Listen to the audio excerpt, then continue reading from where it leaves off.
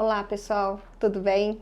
Bom, vocês já conhecem e a gente vai começar uma série de vídeos com a presença da minha amiga doutora Rose.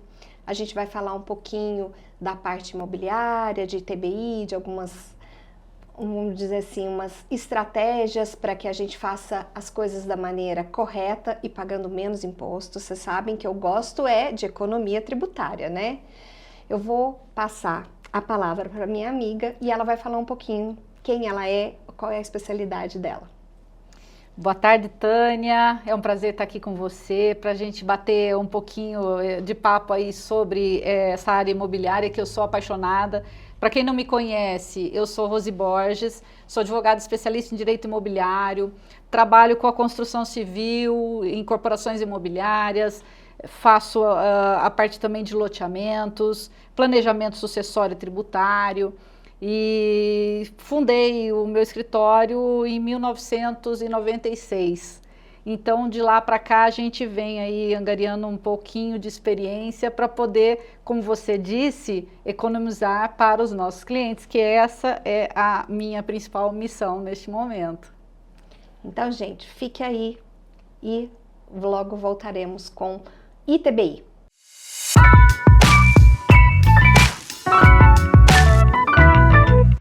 Rose, eu queria entender um pouco melhor sobre a questão do ITBI. Eu ouvi falar que existe uma previsão de quando a gente pega e coloca os imóveis, por exemplo, eu tenho uma casa, eu tenho um terreno e quero colocar ele como um capital na minha empresa. Como que funciona isso? Realmente eu não pago imposto se eu fizer isso?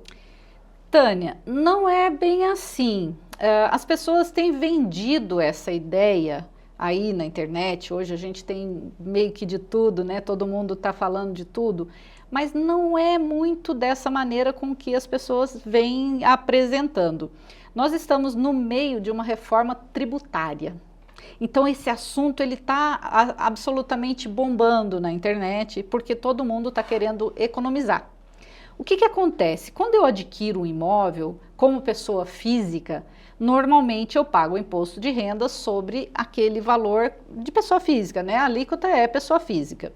Agora, quando eu tenho uma empresa e que eu quero, então, integralizar este imóvel dentro da minha empresa, eu quero passar para a minha empresa, certamente, na hora de eu vender o imóvel ou até de eu fazer uma locação, os impostos, eles caem dentro da pessoa jurídica. Então, a gente pode dizer o seguinte, se você quer economizar a parte tributária, é aconselhável sim você criar uma empresa, né, um CNPJ, e colocar esse imóvel dentro do CNPJ. Agora, vai depender muito qual é a sua finalidade, o que você quer fazer com aquele imóvel. Então, por exemplo, eu ouvi falar que...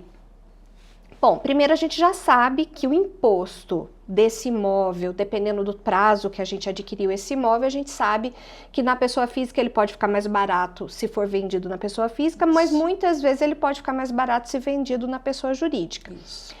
Mas o que o pessoal anda vendendo é que o ITBI, que é aquele imposto de transmissão de bens imóveis, que toda vez que a gente compra um imóvel a gente tem que recolher esse imposto para a prefeitura, quando eu faço isso e eu boto meu imóvel dentro de uma empresa, eu não tenho que pagar ITBI. É verdade ou não?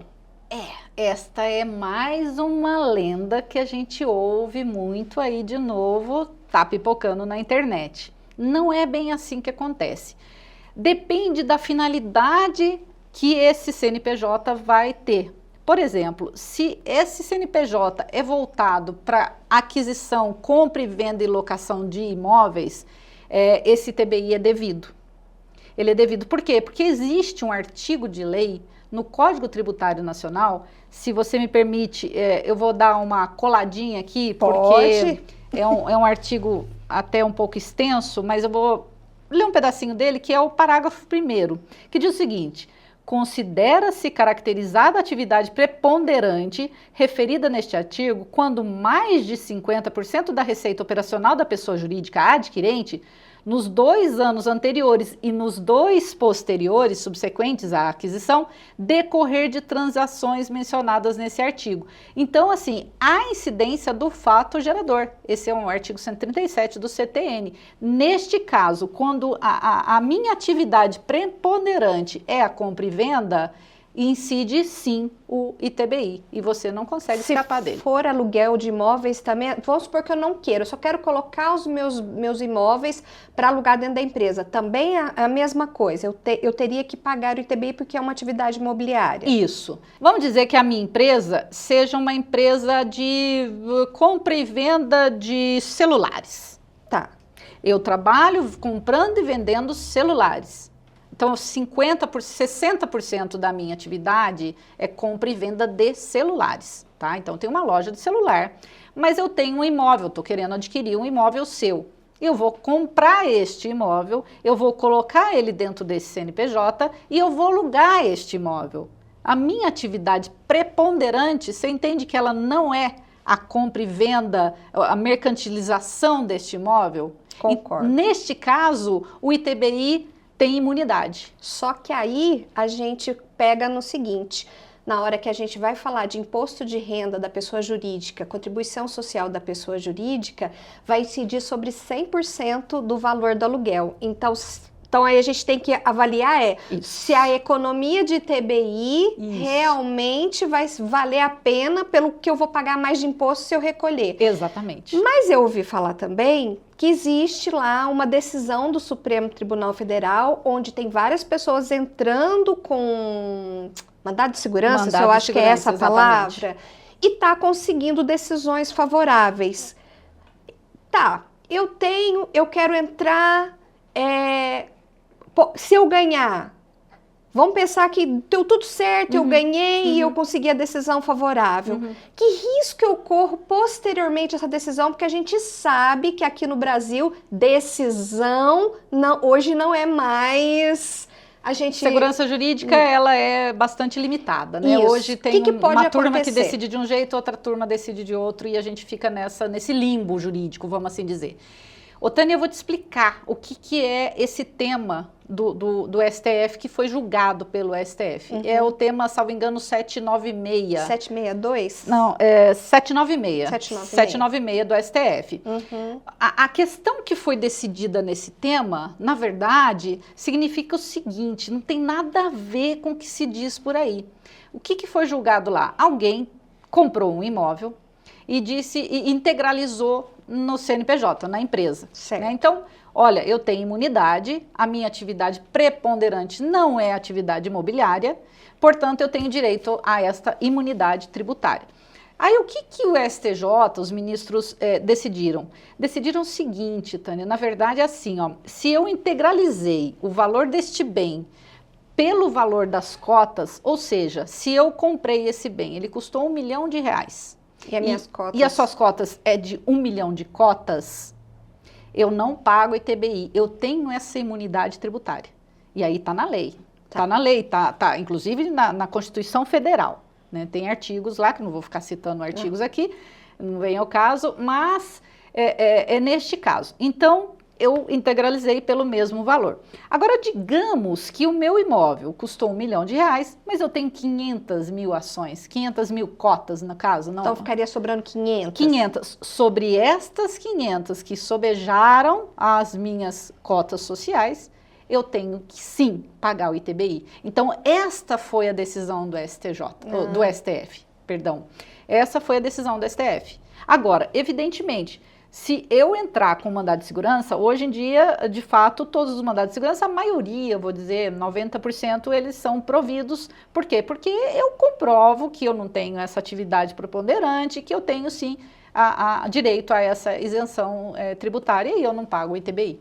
Na hora dessa integralização de capital, passando o imóvel para dentro de uma pessoa jurídica, tá? Então, as prefeituras municipais, inclusive, elas normalmente têm normas. Sim. Então, a gente precisa ver se naquela localidade a prefeitura cobra ou não. Que muitas prefeituras já estão entendendo que este ITBI não é devido.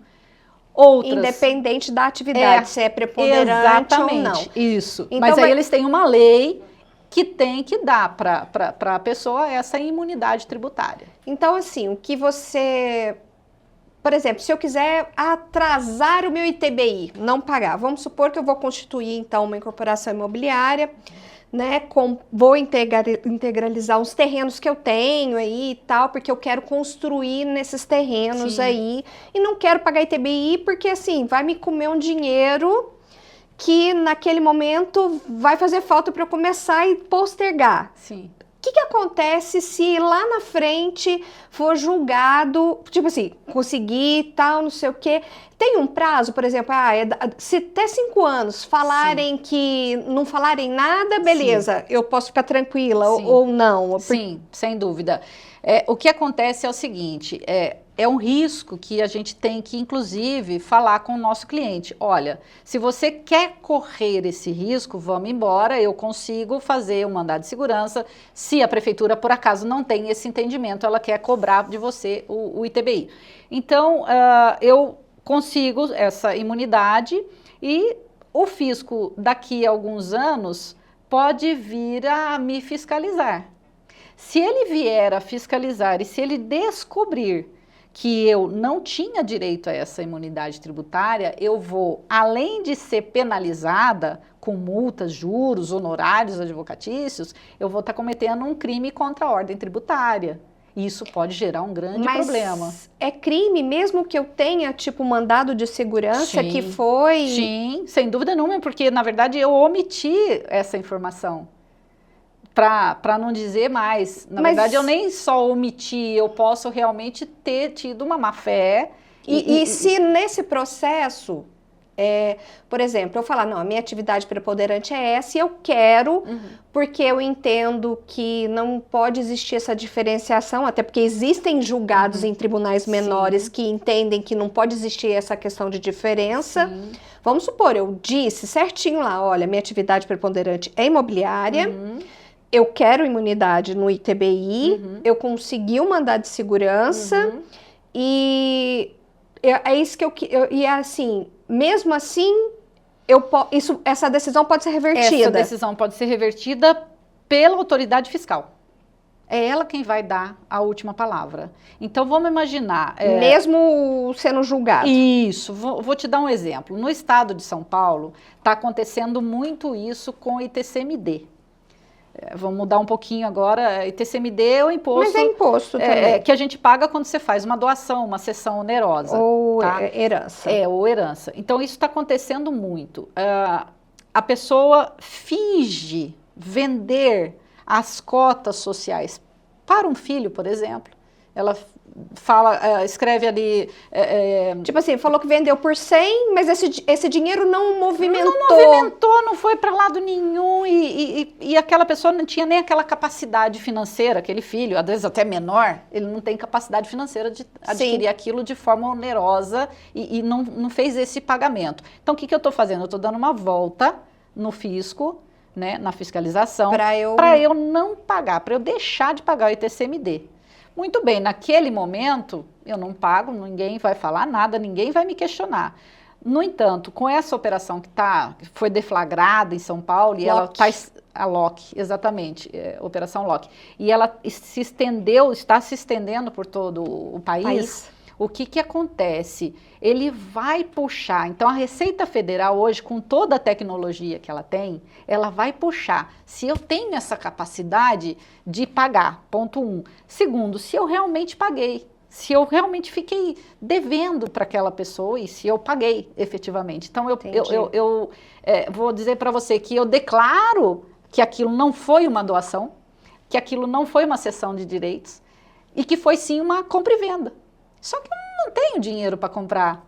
Aí, minha amiga, aí o bicho pega. Porque aí a Receita vem com aquele leão com a boca assim gigantesca. Para engolir mesmo, para engolir. E aí o barato sai bem caro. E o barato sai caro. Então, eu prefiro, muitas vezes... E, inclusive, tem tanto assunto que a gente vai ficando assim, até porque tem também depois o ganho de capital, então dependendo, se você não paga, você vai pagar lá na frente. Uma hora, gente, o que eu sempre digo é o seguinte, uma hora a conta chega. Sim. O governo Maracutaia tem o seu preço cedo ou tarde, né? Isso, e o governo não fica sem receber. Uma hora a conta chega. Ou você comete esse ilícito de forma muito bem feita, ou você não comete. O que eu oriento? Não cometa. Planeje. Planeje. Porque há formas de você planejar e realmente pagar menos. Por isso que a gente conta com contadoras como você, que tem essa especialidade e que sabe de onde tirar para aquele seu cliente economizar nos tributos. Com certeza. Doutora, muito obrigada pelas explicações. Eu que agradeço. Gente, fica aí, aguarde os próximos vídeos que virão. Doutora Rose ainda vai falar um pouquinho mais de outros assuntos. Quer a ajuda? Tá querendo integralizar imóveis? Quer fazer a coisa da maneira correta? Vou deixar também aí na descrição do vídeo o contato da doutora Rose, também para vocês entrarem em contato. E muito obrigada. Obrigada. Obrigada, doutora.